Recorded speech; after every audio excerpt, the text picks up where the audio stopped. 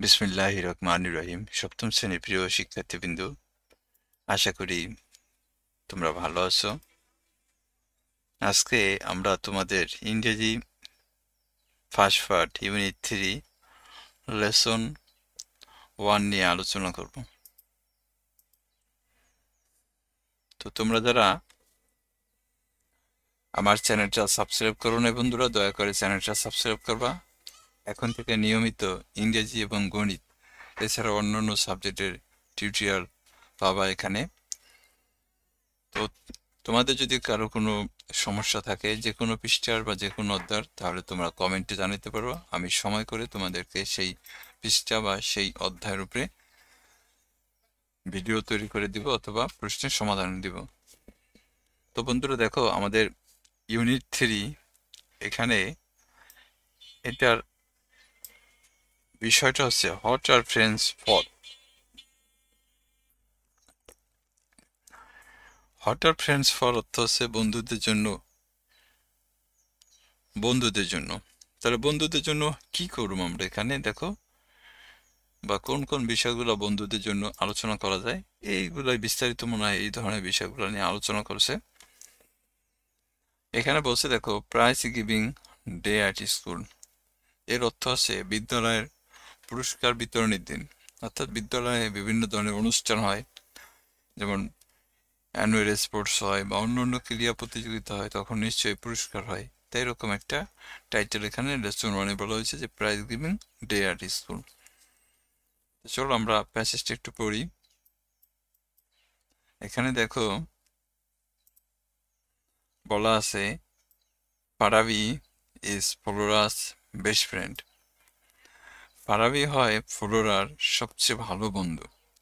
Best friend অর্থ হচ্ছে কি, সবচেয়ে ভালো বন্ধু। They live in the same area. তারা একই এলাকায় বাস করে। Also they are both in class 7। তারা দুজনেই সপ্তম শ্রেণীতে পড়ে। But they go to different schools. কিন্তু তারা ভিন্ন ভিন্ন বিদ্যালয়ে যায়। তোমরা জানো যে সেম এরিয়া, সব সেম অর্থ একই, আর এরিয়া অর্থ হচ্ছে এলাকা। বোথ অর্থ উভয়ই, আর ডিফারেন্ট অর্থ হচ্ছে ভিন্ন ভিন্ন। স্কুল অর্থ তো জানোই বিদ্যালয়। তাহলে যেটু পড়লাম এখানে আমরা জানতে পারলাম যে ফারাবি হচ্ছে ফ্লোরার সবচেয়ে ভালো বন্ধু এবং তারা একই এলাকাতে বাস করে। তারা সপ্তম শ্রেণীতে দুজনেই পড়ে, কিন্তু তাদের বিদ্যালয় হচ্ছে কি ভিন্ন ভিন্ন, অর্থাৎ তারা আলাদা আলাদা বিদ্যালয়ে যায়। এরপরে দেখো, it is a school life holiday. Holiday অর্থ হচ্ছে ছুটির দিন। এটা হচ্ছে বিদ্যালয়ের ছুটির দিন। Flora has come to visit Farabi. অর্থাৎ বিদ্যালয় যেদিন ছুটি বা বন্ধ, ওই দিন কি করছে, ফ্লোরা ফারাবির বাড়িতে ঘুরতে এসেছে বা বেড়াতে এসেছে। ভিজিট শব্দের অর্থ হচ্ছে বেড়াতে আসা অথবা ঘুরতে আসা। তাহলে দে আর টকিং, তারা কথা বলছে। এটা present continuous tense. Flora wants to know about prize giving ceremony of Farabi's school. Flora জানতে চায়, টু নো মানে ফ্লোরা ওয়ান্ট হচ্ছে ফ্লোরা চায়, টু নো জানতে, about the prize giving ceremony of Farabi's school. ফারাবির বিদ্যালয়ে পুরস্কার বিতরণী অনুষ্ঠান সম্পর্কে জানতে চায়। কে জানতে চায়? ফ্লোরা। এরপর দেখো, yesterday was our school prize giving day, Farabi says. Farabi বলল যে গতকাল, ইয়েস্টারডে অর্থ হচ্ছে গতকাল, গতকালে ছিল আমাদের বিদ্যালয়ের পুরস্কার বিতরণের দিন। অন দিস অকেশন, ওই উপলক্ষে, অকেশন শব্দের অর্থ হচ্ছে উপলক্ষ, ওই উপলক্ষে our school auditorium and its dais were brightly decorated. Dais শব্দের অর্থ হচ্ছে বেদি বা মঞ্চ, আর অডিটোরিয়াম শব্দের অর্থ হচ্ছে মিলনায়তন। তাহলে ফারাবি বলতেছে যে অন দিস অকেশন, এই উপলক্ষে আমাদের বিদ্যালয়ের মিলনায়তন এবং যেই মঞ্চ আছে বা ডায়াস মানে বেদি আছে, এটাকে খুব সুন্দরভাবে ব্রাইটলি অর্থ হচ্ছে উজ্জ্বলভাবে ডেকোরেটেড সাজানো হয়েছিল। এটা ফারাবি তার বিদ্যালয়ের পুরস্কার বিতরণ অনুষ্ঠানে কেমন ছিল সেটা ফ্লোরার কাছে বলতেছে।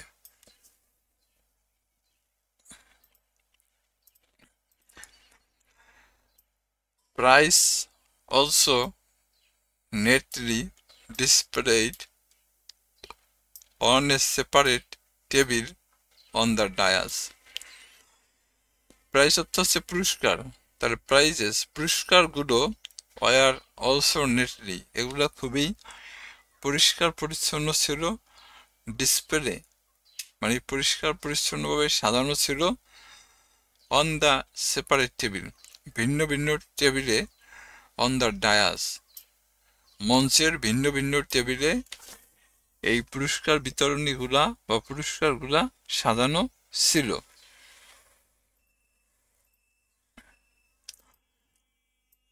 All the students were present at the function. বিদ্যালয়ের সকল শিক্ষার্থীরা অনুষ্ঠানে উপস্থিত ছিল। Among others, এছাড়াও দ্য গার্ডিয়ান, অন্যদের ভিতরে ছিল কারা? গার্ডিয়ান ছিল, অভিভাবক ছিল, অ্যান্ড সাম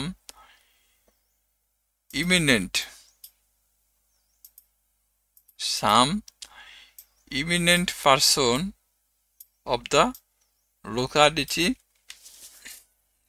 এই ইমিনেন্ট শব্দের অর্থ হচ্ছে গণ্যমান্য, মানে এখানে বিদ্যালয়ের এই যে পুরস্কার বিতরণ অনুষ্ঠান হয়েছে, এখানে শিক্ষার্থী ছাড়াও তাদের অভিভাবকরা ছিল এবং কিছু স্থানীয় গণ্যমান্য ব্যক্তিবর্গ ছিল।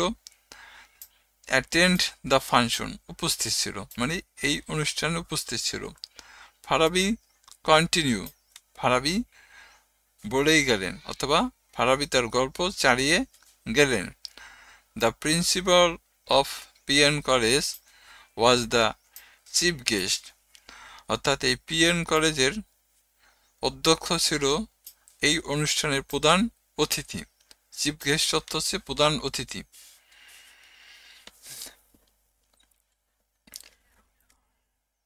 When did the function start? Flora asked. Flora জিজ্ঞেস করল যে তোমাদের অনুষ্ঠান কখন শুরু হয়েছিল? ফাংশন অর্থ হচ্ছে অনুষ্ঠান, ডিড অর্থ হচ্ছে হয়েছিল, যেহেতু এটা গতকালকের ঘটনা তাহলে পাস্ট।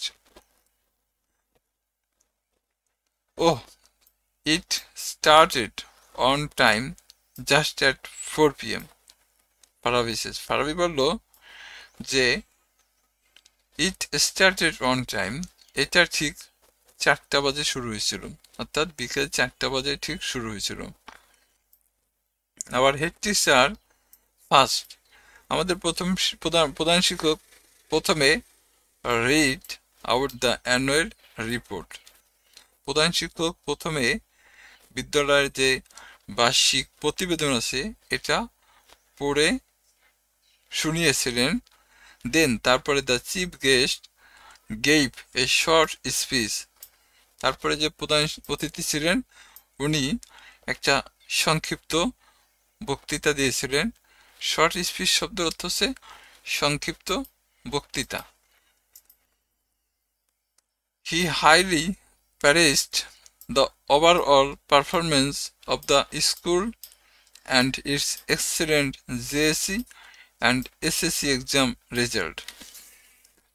হাইলি প্যারিস শব্দের অর্থ হচ্ছে তিনি ভূয়সী প্রশংসা করছেন অথবা তিনি খুব প্রশংসা করছেন দ্য ওভারঅল পারফরমেন্স, সমস্ত পারফরমেন্সেরই অর্থাৎ সব কিছুরই তিনি প্রশংসা করছেন আমাদের বিদ্যালয়ের। বিশেষ করে তিনি জেএসসি এবং এসএসসিতে ভালো রেজাল্ট করছে, এজন্য তিনি বা চমৎকার রেজাল্ট করার জন্য তিনি প্রশংসা করছেন। Then he gave away the prizes among the students for their outstanding activities.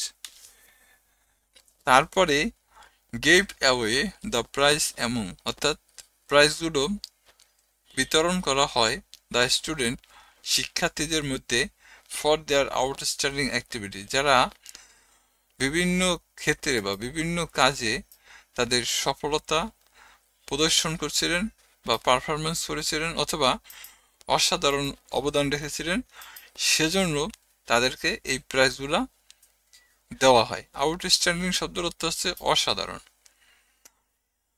এরপর দেখো, did you get any prize Farabi? Flora ইনকোয়ার্স।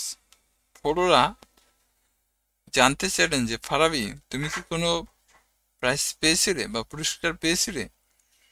তখন দেখো ও বলছে ইয়েস আই ডিড, হ্যাঁ আমি পেয়েছি। ফারাবি রিপ্লাইজ, ফারাবি উত্তর দিল যে হ্যাঁ আমি পেয়েছি।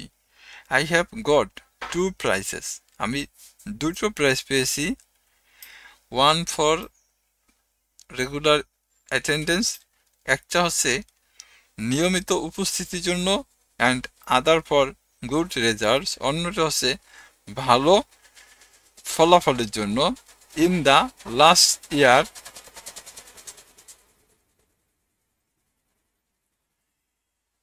ইন্ডিং এক্সাম, অর্থাৎ গত বছর যেই ইন্ডিং এক্সাম, অর্থাৎ গত বছরে যে বার্ষিক পরীক্ষা হয়েছিল বা গত বছর যে পরীক্ষাটা হয়েছিল, সেই পরীক্ষায় ভালো রেজাল্ট করার জন্য এবং নিয়মিত স্কুলে উপস্থিত হওয়ার জন্য ফারাবি 2টা প্রাইজ পেয়েছিল।